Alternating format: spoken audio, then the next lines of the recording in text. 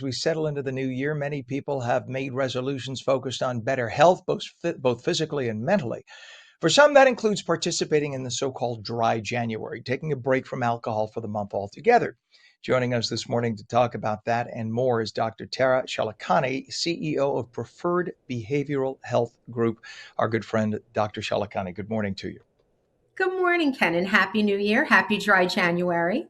Happy New Year. Happy dry January. I don't drink at all. So it's been like 10 years since I've had any kind of a drink. So dry January for me is like, but I'm glad that for me, I laugh and have a mocktail. But I know, I mean, I used to be the 2 to 3 martini drinker. And I was always, that's before I developed atrial fibrillation. I had to stop altogether, but it's the best thing that ever happened. So I have seen way too many people, especially post pandemic, who every time I talk to them, they sound like they've had one too many. So dry January hopefully could be a big reset for a lot of people, right? So who could benefit most from it? It is, Ken. Everyone can benefit. And it's important to know that dry January has gotten very popular over the years. Last year, only 13% of America was reported to participate. And this year, 30% of all Americans are participating. So that's good news, especially since about 25% of that group actually makes it through the entire month and continues to drink less for up to 6 months. So we can all benefit. And if we look at the big picture, we're saving money, we're reducing risk of drinking and driving or spending money on Uber. So that's kind of the global benefit, but the health benefits are absolutely tremendous. Not only, like you said, with atrial fibrillation, it improves cardiovascular health by reducing your blood pressure, it reduces blood sugar, we have better concentration, better focus. Weight loss is a big piece, and a lot of New Year's resolutions do revolve around diet and health. So there is a weight loss benefit because you're not consuming empty calories. And it's just all around feel good, being detox, having a clear mind, clear body. Everyone can benefit from that. Yeah, Doc, when I stopped drinking 10 years ago, I lost 30 pounds within 6 months doing nothing but just cutting alcohol out of my day-to-day life. And everything, blood pressure came down, cholesterol came down, best shape of my life, sleep improved, everything was just so much, even skin got Yes, better. So it's amazing what it could because you dehydrate with alcohol and for caffeine, right? Horrible that is dehydrating. another benefit. Your skin will glow because you're not, taking away, like you said, from dehydration. And it also reduces inflammation. So there's a Mm. lot of talk about inflammation as it relates to chronic disease or things like dementia. So we're reducing inflammation overall in the body as well. So tremendous health benefits. Amen to that. Doctor, why do so many resolutions in general tend to fail? Well, I think it's too much too soon, Ken. Anything lasting works at a gradual base and pace. So if you do something all in, guns a-blazing from the start, it's not likely to last. Gradual change is lasting change. And I think that people have lofty goals and good intentions, but it's just too much of a lifestyle change. So I think that if we take little bites at a time, like we're eating a meal, and eventually we get to the end. New Year's resolutions are the same way. Let's start small. The other thing is we can't get too a disillusion. So if you have a bad day, get back to it the next day. All hope is not lost. And I think too many people get discouraged and they give up completely. But again, we don't achieve our goals if we get distracted and disappointed in ourselves. We have to stick with it.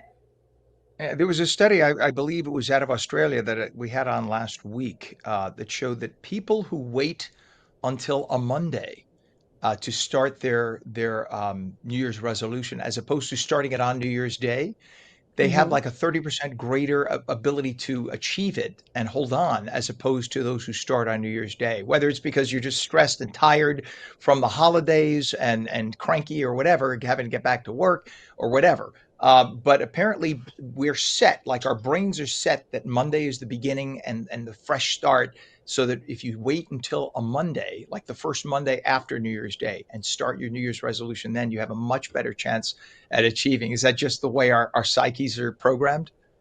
Well, we're conditioned. I mean, our work week starts on a Monday. There's a lot of mental preparation for a Monday. We know the weekends are a time of rest, a time of fun, and Monday is back to business. And even in the world of business, we all know everything is on pause after the holidays, and we kind of table things until that first Monday after the new year. So I think we're just mentally conditioned. But my advice to anybody who feels discouraged and wants to give up on their New Year's resolution, every day is a new day. We can start today, we can start tomorrow. We just have to start. And Doc, for somebody who tries, say they try dry January and they say, you know what, I can't do this. It's harder than they expected. Could that be signaling something more? And in that case, what should they do next? That's a great point, Ken. And if anyone out there is questioning if they might have an issue with alcohol, chances are there's something to be investigated there. If you're questioning it, there's something within yourself that is recognizing that there's an issue.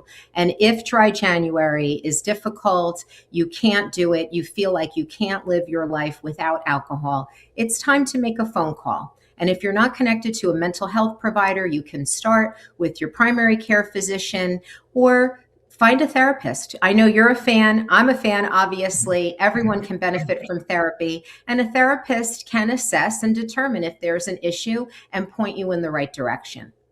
Yeah, and I know for me, a good place to start was just talking to my general practitioner, who pointed me right in the direction of somebody. If you're not sure, or everybody has a close, intimate friend they can talk to, who can say, "Yeah, I see this person, whatever."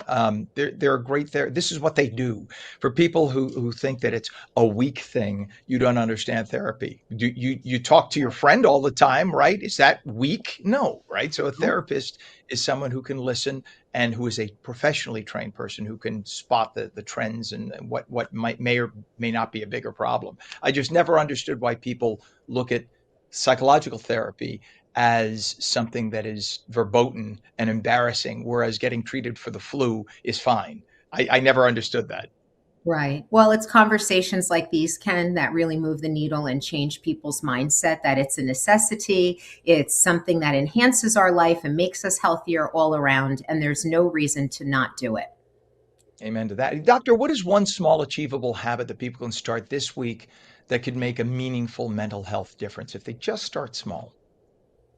I would say try to get to bed maybe an hour earlier because sleep is really so crucial. And I know we hear it a lot, but if you think about it in regards to how we charge our phones, right? We plug them in before we go to sleep at night. Mhm. We need to recharge, we need to reset, we need to get to a place of equilibrium. So sleep is really important. So that's what I would say. Give yourself an extra hour, put the devices away, let your brains just kind of drift into a nice sleep without a lot of stimulation and looking at, memes or death trolling, whatever it is people are doing. But get to bed early because sleep is Amen. really a barometer for health. I hear you, Doctor. Dr. Tara Shalakani, always great to have you on, CEO of Preferred Behavioral Health Group. Thanks for coming on this morning. My pleasure.